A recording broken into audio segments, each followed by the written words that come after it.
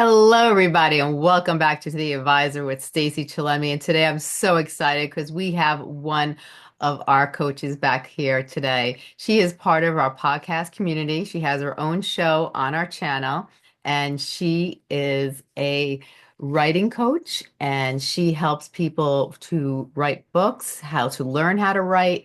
And she is just an amazing person when it comes to the skill of writing. Today, Rebecka Vigus, our coach, wants to talk about legacy writing and how it can help prevent Alzheimer's and dementia. And so today she's really going to go deep down into the importance of legacy writing. Not only can it help us with lots of other things, and it can really bring a lot of education and storytelling, and it can really help people, bond with other individuals. But today she's going to go and talk about Alzheimer's and dementia, which I think is an amazing topic. Now, for you, tell everybody a little about yourself and how you started with legacy writing.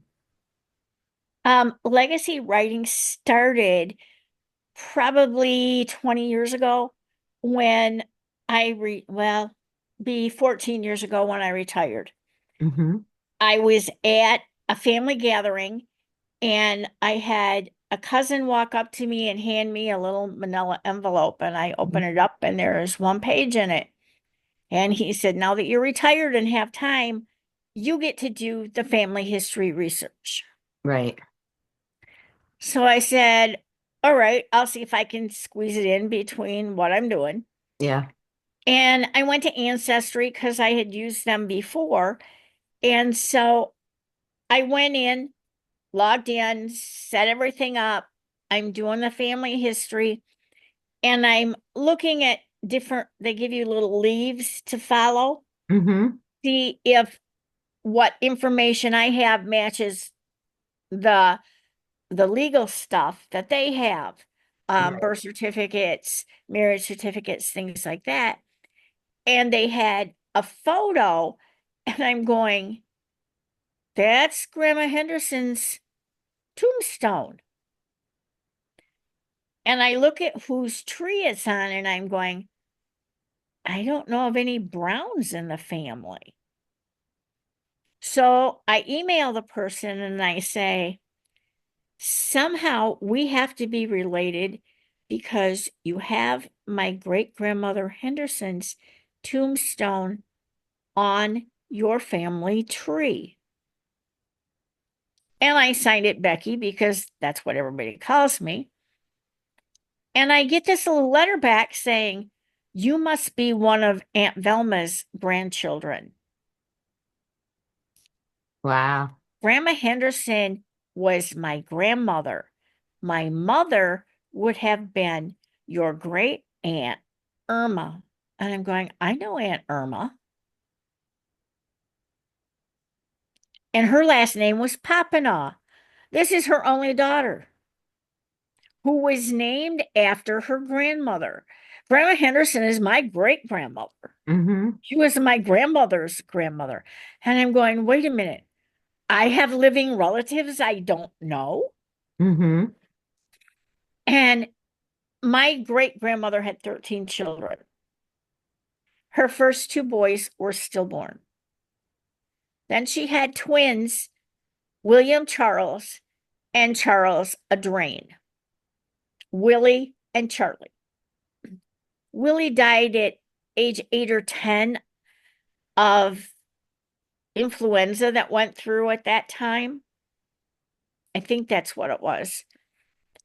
Charlie grew up. None of us knew until recently that he got married, and his granddaughter got a hold of Kathy. Hmm. And so I have found since then, in the last couple weeks, his marriage certificate. And yes, this girl is his granddaughter. Right.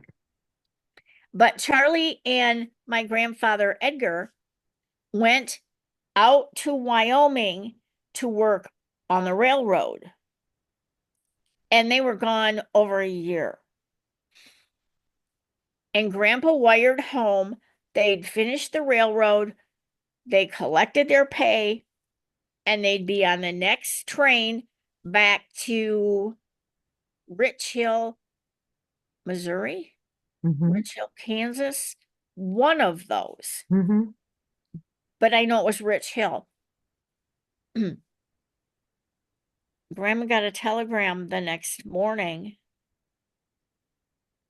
They had been murdered in the train yard Oh, wow. for their pay.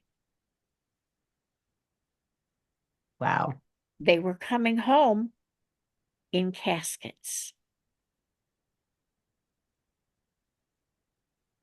Wow. Oh my goodness. My The next two were twins. That would Mm-hmm. have been my Aunt Irma and my Uncle Ernest. Uncle Ern divorced his first wife. He had 4 children, 2 boys and 2 girls, Mm-hmm. and married his second wife, who was supposedly years younger. Right. And I'm thinking May, December marriage. No, she was Mm-hmm. maybe 4 years younger. Moved to Kentucky. He was born in Kentucky, is born in Western Kentucky. And I'm looking, and he's got a son who's deceased and a daughter who lives somewhere in Kentucky. And I moved down here and I'm going, I have a cousin down here somewhere. I wonder where. And Yeah. I pulled up the family tree and I went looking, and I see that I have it in my tree already. Uncle Ern was buried in Somerset, Kentucky. That's 22 miles east of me. That's the big town where I do all my shopping. Wow. So I get a hold of Kathy and say, Uncle Ern had a daughter named Jackie. Yeah, she's still alive. Where the heck is she? I don't know, somewhere in Somerset, Kentucky. She's on Facebook. This is her name. Go friend her. So I go on to Facebook and I look this person up and I say, I understand that your father, my Uncle Ern, is buried in Somerset. You have a brother who died. Is he also buried in Somerset? Right. I said, because I live in Nancy. Mm-hmm. And I get this email back about 2 days later going, you live in Nancy? How are we related? I said, your dad was my grandmother's brother, Yeah. because there were 2 sisters after Uncle Ern and Aunt Irma, and then my grandmother, and there were 2 sisters and a brother after that. Right. And I knew the 2 sisters and the younger brother. Right. And I think Uncle Tom came between the 2 girls because Aunt Polly was the youngest. Right. And really, she lives in Science Hill, 30 minutes away.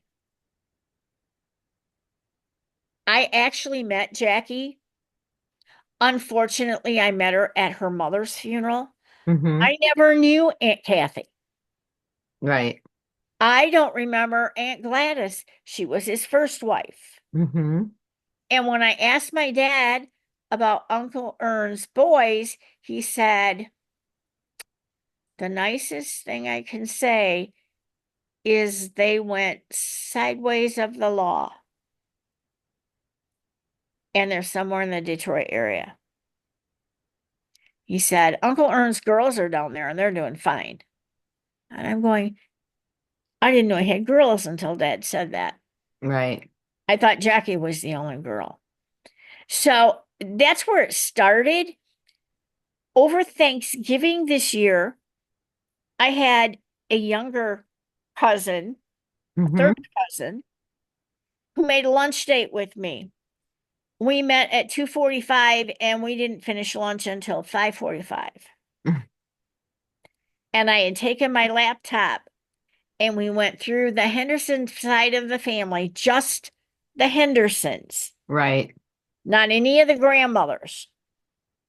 all the way back to my 26th, his 27th Mm-hmm. great grandfather. Right. The history there is he was a baron who owned Fife Fordell Castle in Fife, Scotland. His four boys, three of them were bodyguards to King James. Right. The fourth one was one of the scribes that helped write the King James Version of the Bible. Wow. And Ryan's look at me like, how did I not know this? Right. I said, well, let's go back and look at Grandma Henderson's side. And if we follow it through the Adams, John Quincy Adams was your great uncle, I forget how many times removed. John Adams was a grandfather, Mm-hmm. and Abigail married into the family. So, two presidents and a first lady, all right there in the same family. Right. And then we went back and found out that Samuel Adams, who fought in the Revolutionary War, is an uncle. And his father is a grandfather who was a lieutenant during the War of 1812. Wow. And he said, how did I not know this? And I said, well, on one of your grandmother's sides, um, George, oh, who is he? Starts with a B, Bradford, Mm-hmm. the first governor of Plymouth Rock, is your grandfather. Wow. That's pretty amazing. Now, And go he's ahead. like dumbfounded. And he says, we're going to have to talk again. And I said, I'll be back up at Christmas time. He says, no, I think I'm taking a road trip to Montana and Utah Mhm. and Idaho. I said, okay, fine. I said, I'll be back up in August. And I emailed him later and I said, do you know where Captain Joe's is off exit 52 or 53 there on 23? Mhm. He said, I sometimes stop there for lunch on my way north in August and Mhm. on my way back when I'm headed home. And I got a text from him and he's laughing. He says, I know where it's at. When I delivered groceries, I used to deliver to them. I've never eaten there though. And I said, it's great food. I have Mhm. friends who live about 5 minutes from there.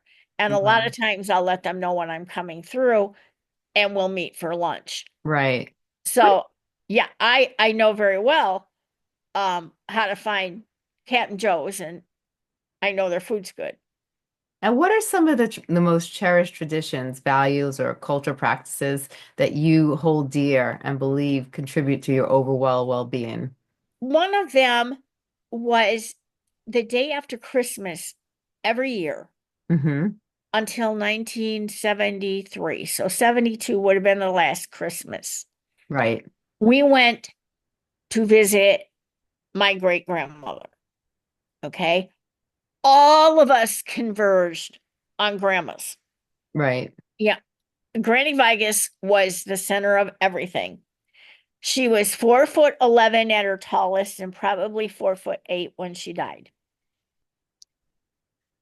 And she was very soft spoken, but she was the hub that held us all together. And so everybody would bring a dish to pass. She had the turkey, she Mm-hmm. had the dressing, she had the mashed potatoes and gravy. Hmm. There were salads and casseroles and rolls and you name it, we had it. And we'd all eat in the basement. And a bunch of the kids would go Christmas caroling in the neighborhood, and the neighbors gave them money. And so whoever was the oldest in the group held the money and Right. came back, counted it out, and figured out how many kids were there. And you may only get 30 cents out of it, Right. but you got this for making other people happy. I like that. Are Just there? a bunch of kids going on. And they didn't go out with the idea that they were going to get money. Right, Gran always gave us all $2 for Christmas. And then she made what she called plum pudding. There are no plums in the plum pudding. There are currants and raisins, but there are no plums. But she made it at Thanksgiving and then hung it from a rafter in white cheesecloth and just let it age for a month. right. She took it off the rafter after dinner and dropped it in boiling water with Wow, the cheesecloth and all, brought it out and put it on a dish. And she made hard sauce with condensed milk and something else. right, She would slice it warm and pour the hard sauce all around the top. And it would just drizzle down the sides because it was made in probably a bundt pan. right. And we all had that along with pumpkin pie and apple pie and whatever other kind of pie. And she made tarts. She rolled out pie dough Hmm. and she put raspberry jam all over it. Hmm. Now, are there specific It, hobbies or activities or interests that you found particularly engaging or stimulating to your mind? um, I do crossword puzzles. I love crossword puzzles. I do jigsaw puzzles. Those are related to the mind. Legacy writing helps the mind because taking these memories and actually physically writing them on paper makes all the neurons that make your brain work fire rapidly. They have to fire and be ignited, and then they start growing again because they're firing all over the place in Right, your brain. Because the act of actually thinking and writing make these neurons work, which is why crossword puzzles, jigsaw puzzles, strategy games, um, hidden pictures, right, those are all one card games where you have to know who's played what in order to compete in a card game. Pinochle, euchre, things like that. Um, I play solitaire, right. all different kinds of solitaire, just because I have to be thinking strategically about if I do this, what happens next. That keeps the neurons active. How do you feel like that legacy writing has really improved your brain health over the years as you're getting older? Um, I forget less. I don't find myself often walking into a room saying, what the heck was I after? Hmm. Which is a good thing at my age.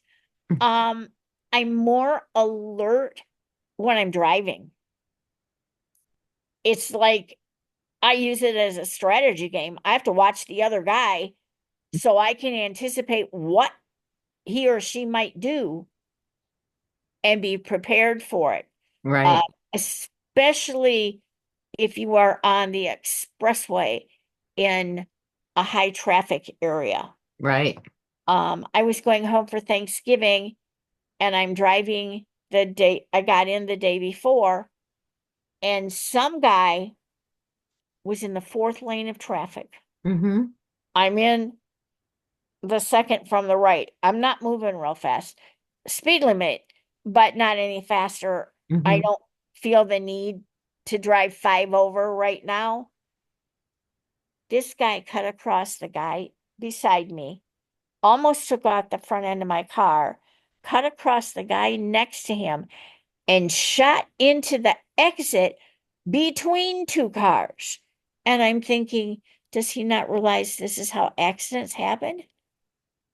I think, with all these great examples you're showing, someone might say, wow, I want to start doing legacy writing. And I'm sure too, when you coach people and you do all these different classes, you have all different age groups, maybe, participate in legacy writing. But how does someone begin legacy writing? Like, what's the best strategies and the best things to do to start in legacy The writing? very best way to do something is to go through the old photo albums.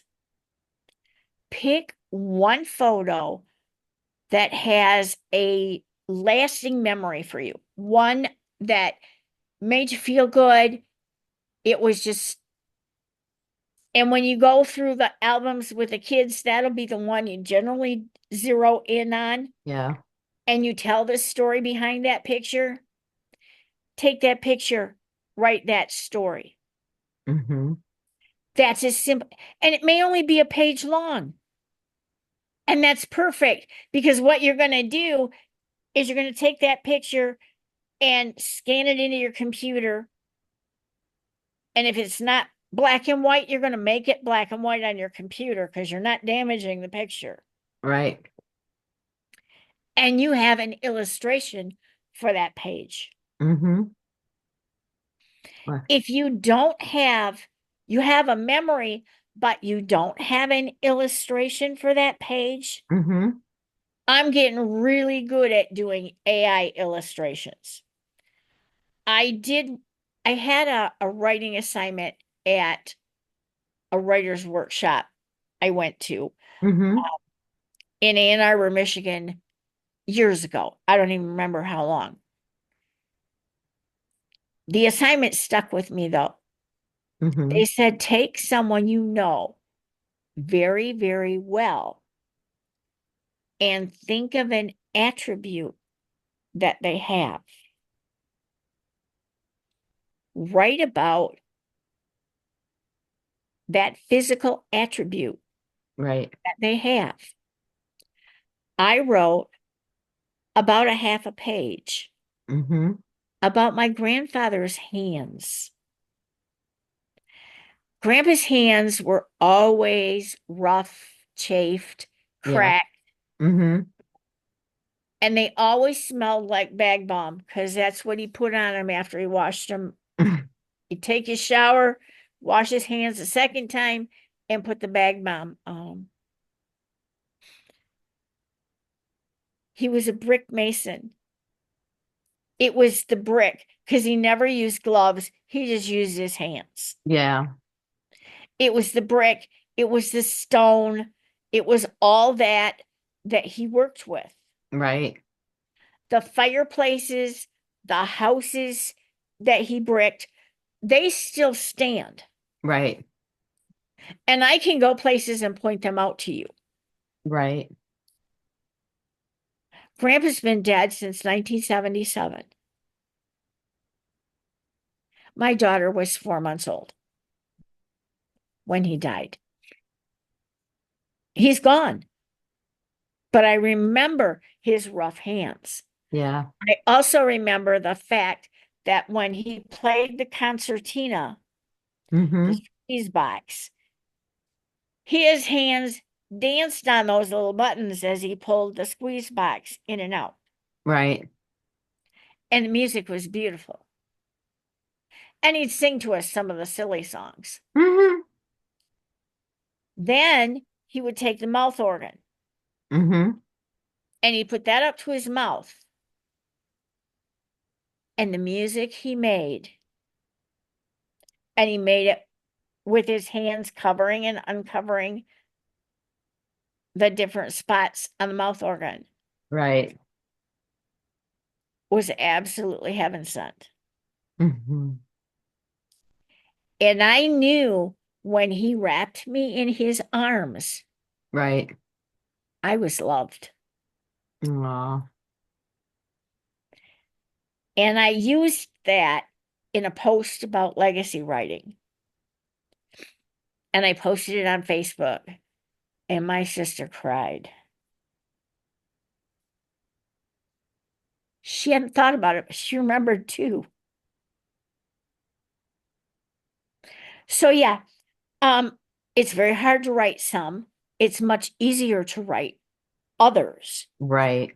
It was very hard to write the 2 pages about breaking my brother's leg when he was 2.5 years old Right. because I pushed him down a slide.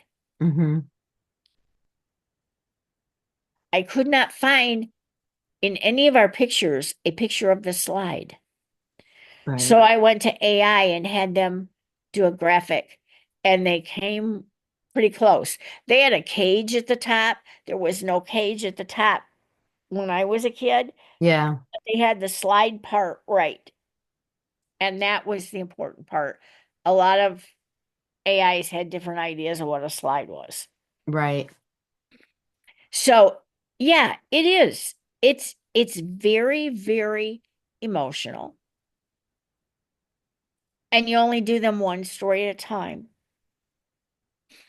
I have 6, I think, maybe 8, um, which is 24 pages. Each story starts a new page. Mm-hmm. I have a couple more I want to put in there. I want it to be 32 pages. Right. And I wanted it done for Christmas. It's not going to happen. So when it gets done, I will just send it to each of my grandchildren and my daughter. Mm-hmm. And I skipped ahead in what I was doing as memory to when my daughter was little. And I want that in there. Um, just to show that it continues. Right. And eventually I'm going to get around to having to write the family history. Mm-hmm. And I'm going to do it as legacy writing. I like that. My mother's family, theirs has been done. It's in a booklet. It's got each tree. They're all laid out. All I have to do is flip to it. Mm-hmm. Her father's mother, we got theirs, and mom had to fill in her children, and we were middle school, high school, elementary school at that point. I hadn't graduated. I wasn't more than 16. And she sent it back, and they sent her the whole family tree. No one can find it. It's in the Toronto archives. I got on a Facebook page that said Gee family. Mm-hmm. Grandma was a Gee. In fact, she was the 13th in her family.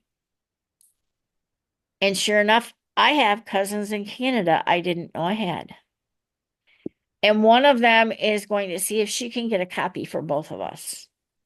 And I said, let me know what it costs you because I don't want you to incur a cost on my account. Right. But I found out if Canada doesn't change their citizenship rules, I may be able to get dual citizenship. Mm. I can get dual citizenship in the UK because my grandfather was born there. My father is first generation American, and I am the oldest of the first generation or second generation American. So I may apply for that too. How have you found that legacy writing has it helped you realize who you are as a person? Has it helped you develop Oh, understanding yeah. of yourself? Yeah, it does. It it connects me in a way I never thought it would. Mm-hmm. Um, I never saw myself as a princess. Mm-hmm. I am the granddaughter of kings. Mm. And that, when I first found out, was a really scary thought. Yeah. Um, William the, no, Robert the Bruce, the last king of Scotland, Mm-hmm. is my great grandfather. I forget how many times removed. Mm-hmm. So yeah, I'm Scottish royalty. Fordell Castle still stands. And what was it? Probably 14 years ago, it was for sale. I did not have anywhere near the $5 million asking price. Mm-hmm. If I had, I'd have bought it. Right. And with it, you could have bought the title that went with it. So I would have been a baroness, Wow. which is one step below a duchess. Yeah. That's amazing. Um, yeah, that it would have been worth it to me to do that. I don't know who bought it. Do you, the services that you provide, like what are some of the type of services that you provide? Because you do a lot of different writings and, I have a writing book titled Let's Write Fiction, hmm Tears, Fears, Confidence book. I am creating a course for 2025 based on that book. And that's one you'll be able to buy hmm with the book and the course and just take it at your leisure.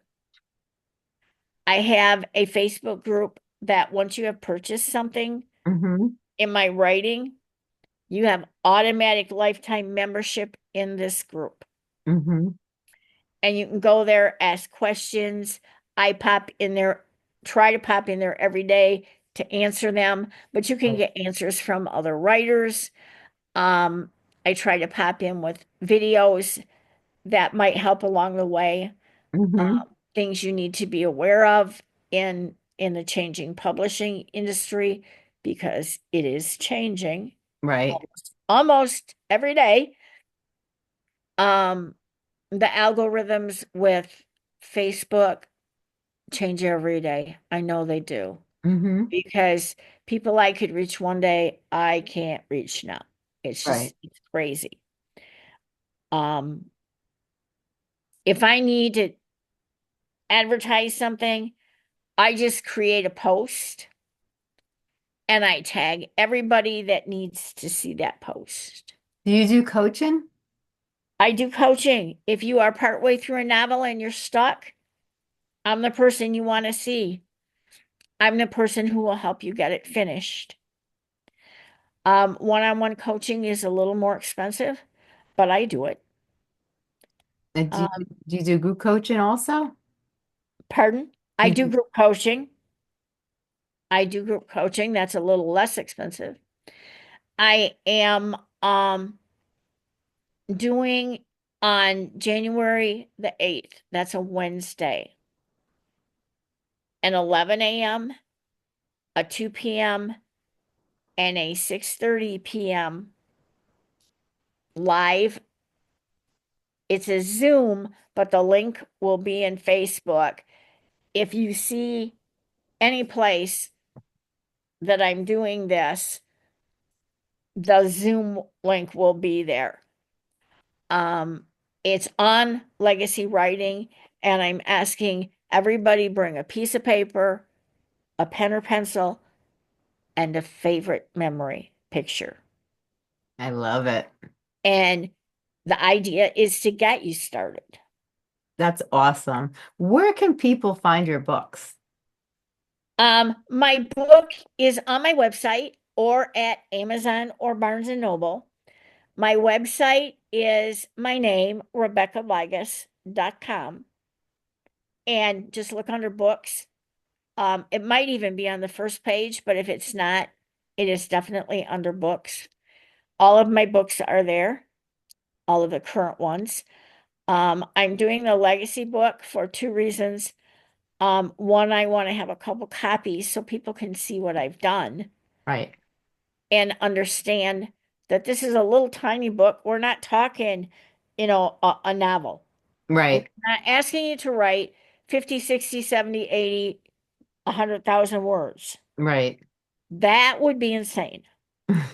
And I generally don't ask first-time writers to do that unless they are dead set on writing a novel. Mhm. Know that 50,000 words is approximately 157 pages. Right. Oh, that's awesome. So it's it's broken down. Um, and I could figure it out for the rest of them. That one I know off the top of my head Hmm. because I did National Novel Writing Month a couple of years, um, and finished novels both months. And know that it is approximately 157 pages. Could be 159, could be 156, but it's right in that ballpark. That's great. Now, if you Um, had to take today's conversation and you really wanted to really emphasize on some important factors, what would be some of the things you'd like to emphasize on? know that you're just writing memories. Hmm. So you don't have to make up anything. Right. Okay. Know that when you are writing, you are activating neurons that will prevent Hmm. Alzheimer's and dementia. It cannot completely cure them. If you're going to get it, you will eventually get it. But the more you do to keep your brain active, Right. the less likely you are to get it. And Exactly. yes, it does run in families. I believe my great grandmother had it because when we were together, I would have to walk up to her and say, "Hi, Grandma, I'm Becky. I belong to Billy." Hmm. And she would say, "Oh, Becky, I just love seeing you. How have you been?" And I would tell her, and she'd say, "You go scamper off with the other kids." And that was our conversation. Any more than that, she could not do. Right. My grandmother, her two younger sisters, all three of them died of Alzheimer's. Hmm. My Aunt Edna, the one just younger than Grandma, has a daughter who is, I don't think she's 10 years older than I am, Hmm. maybe 8, who had early onset and is now in a nursing home. Wow. Where can people find your website? It's my name, RebeckaVigus.com.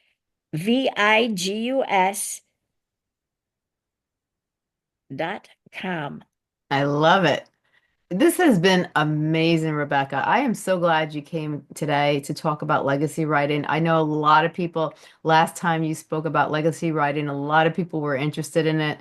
It's something that I think is really great because I think, it psychologically it could help people bring, emotions to the table that they didn't even know were there. It could bring Yeah, back memories. It can stimulate your mind and keep your mind active and going, like you said. So you can avoid things like, possibly avoid like Alzheimer's or dementia. And it's joyful writing. It's remembering it memories. is. And it's It really is. it's a great way to bring happiness. It's a great way to get even people who've gone through things in their life and they need to just remember certain things and just, connect with certain things to make themselves feel better. It could be a healing, it could be a way of expressing joy and happiness, and it could be a way of helping yourself mentally. So it's really a great thing to really tap into and try. And I suggest everyone, maybe try to tap into legacy writing, maybe even get a little journal and just start writing. But for everybody who wants to learn how to legacy write and really wants to learn how to tap into themselves, I would suggest going to Rebecca. She's a great legacy writer. And I thank you so much for being on the show today. You are amazing. Thank you for having me. I have enjoyed this. Oh, me too. Me too. And you have a great day. You too.